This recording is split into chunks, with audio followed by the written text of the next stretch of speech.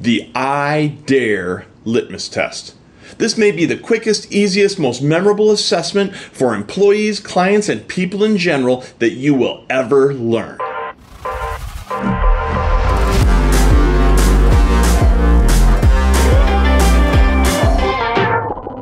Hey, welcome to The Rare Advisor, where we dive very deep into recurring and repeatable events inside of your practice that can help launch you to the next level of success. And one of the things that never gets enough attention is how do you hire, fire, manage, and deal with employees.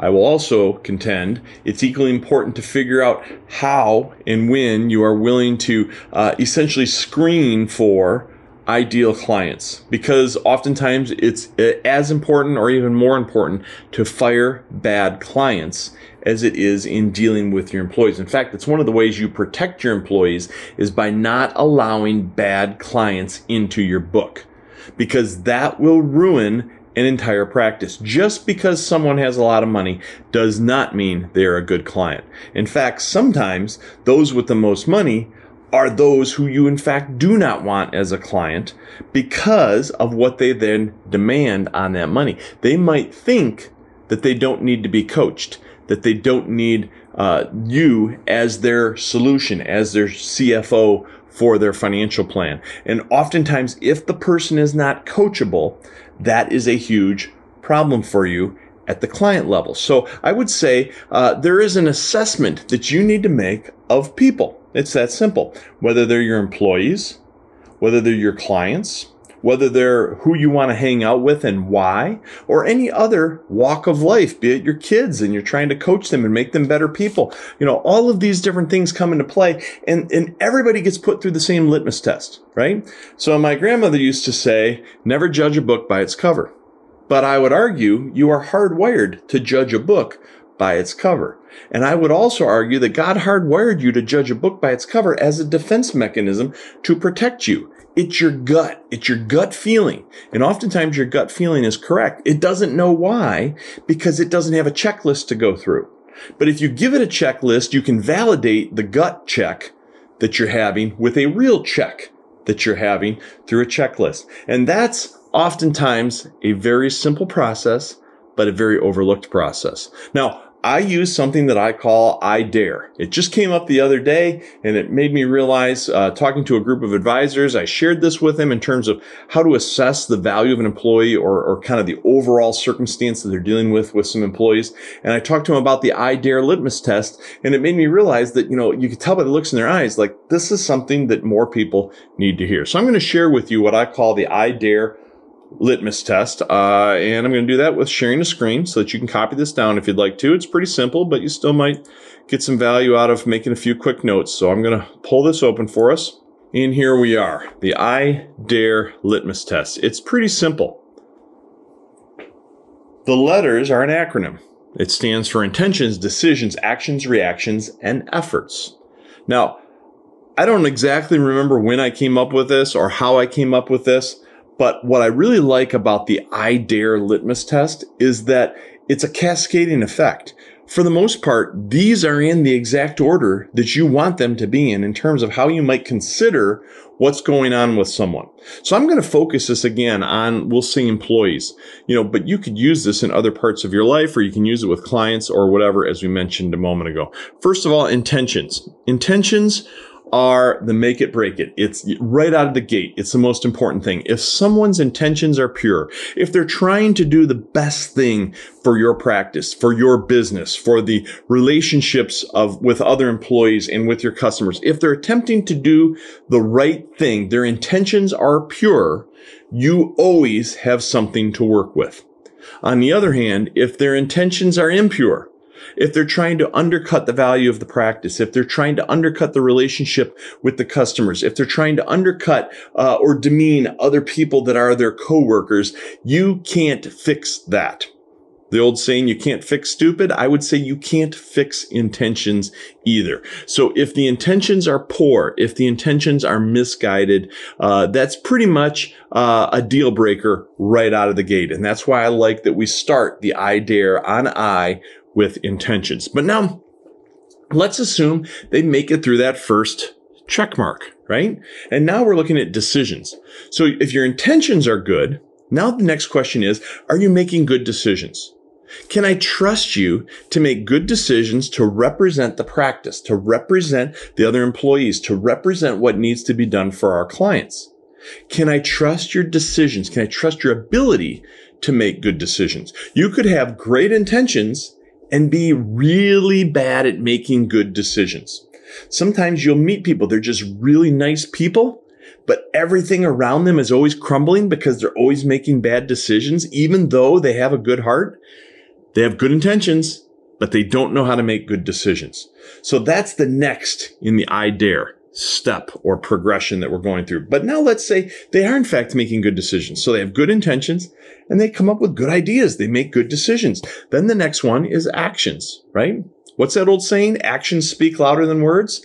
Very, very true. I want to look at what are their actions. So their decisions, the ideas in their brain come out correctly, or if they're putting it on paper and making a plan or whatever the case might be, they might be doing a very good job of that. But then the question is, when push comes to shove and the rubber hits the road, what do their actions look like? How do they handle themselves? What's their demeanor? Are they treating other people well? Are they interacting appropriately? Are their outward actions representing your practice the way you want it to be represented? Once again, this is kind of a window into the soul. Because even if someone is making good decisions, oftentimes their actions might not represent the same thing that their decisions did. In other words, it's kind of like they're saying one thing, but they're doing another. So actions gives you another view, a window into the soul, as they say, to let you figure out what's going on. But let's say their actions are good. Then you've got reactions. What's the value of reactions? Why is there a difference between actions and reactions? And I would argue that, depending on how you want to define that, maybe there's a little bit of hair splitting going on here. But the definition that I use, and the reason I have it in this order with I dare, is reactions are when you're caught off guard. It's when it's dealing with something unexpected. So the decisions were helping you come up with a plan. The actions were putting the plan into play. And things are kind of going by design, if you will. All of a sudden, you're throwing a curveball, and now you're into reactionary territory.